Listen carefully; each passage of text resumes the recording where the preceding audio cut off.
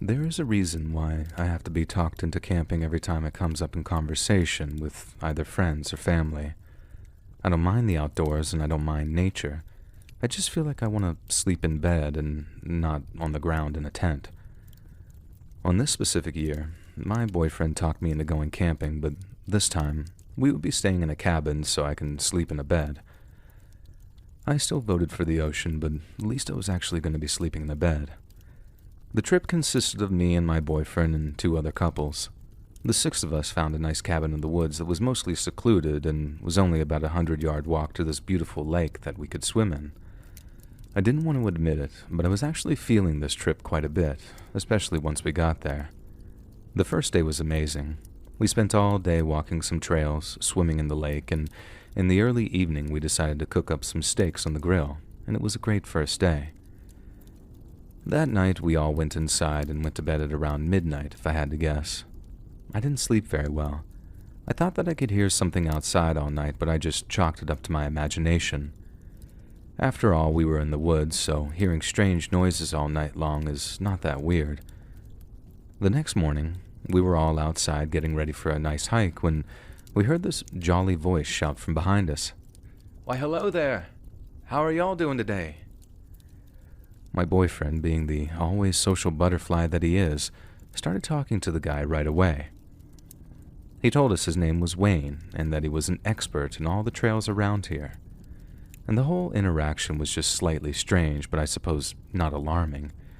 He said he lived nearby and that he was hiking some trails and he heard us talking and he just wanted to make sure that we were settling in okay. I remember thinking it was sweet of him to check in with us.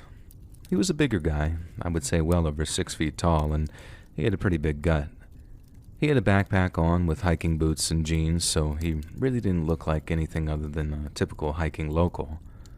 We thanked him, and he laughed in this jolly voice, and he went on his way. As we hiked, we laughed about Wayne for a little while. When the afternoon came, we all decided to go to the lake to swim for a few hours before heading back to the cabin. When we got down to the lake, we were sitting on the dock soaking up the sun, and from beyond the trees, we heard that voice again. "There they are!"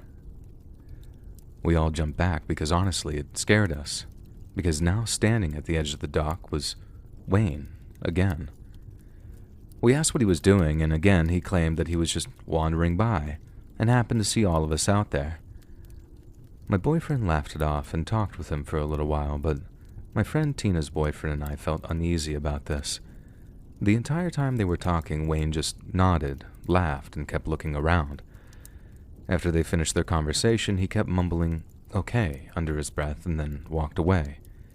It was weird, but not really scary, at least not yet. That night, as we were all sitting around the campfire sharing scary stories, I felt even more uncomfortable for some reason.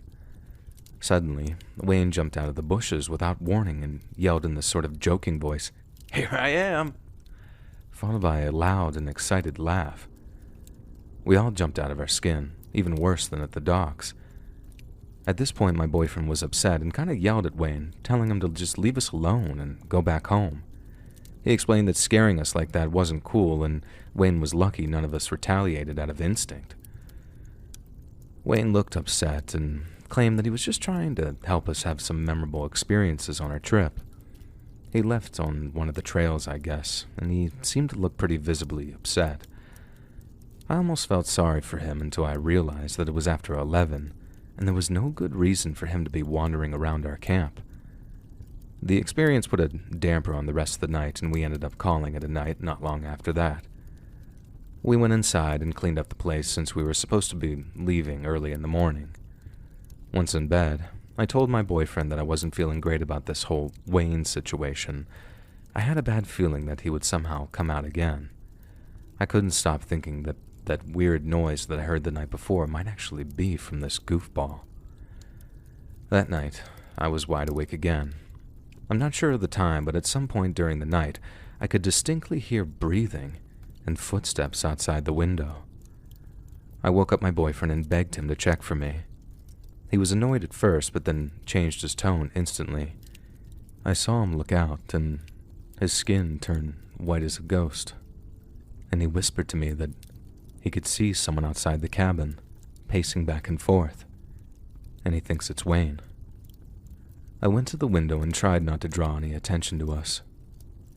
What appeared to be Wayne seemed to be arguing with himself, talking but almost incoherently.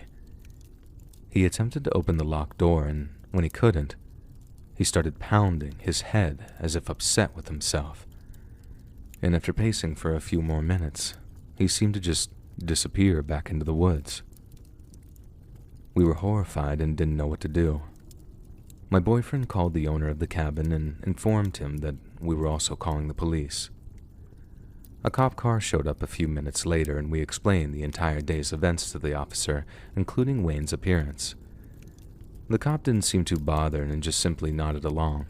It felt like he was just sort of listening for the sake of listening and didn't grasp the potential severity of the situation. We packed up our stuff, made some coffee, and just stayed awake until dawn. And once the sun was rising, we loaded up the van and headed home. Once we got to the main road, we saw Wayne walking by himself. He still seemed to be just sort of mumbling to himself, hitting his head from time to time. We called the dispatcher and told them that we had just seen Wayne, who had been trying to break into our house earlier, walking on the road, and that was the end of it on our side. I'm not sure if the cops ever eventually picked him up, or if he just fled back into the woods. I wonder if he really does live nearby, or if he was just some strange man wandering around, hoping to cause harm. I'm happy nothing physically happened to us, but from now on, they all can go camping without me.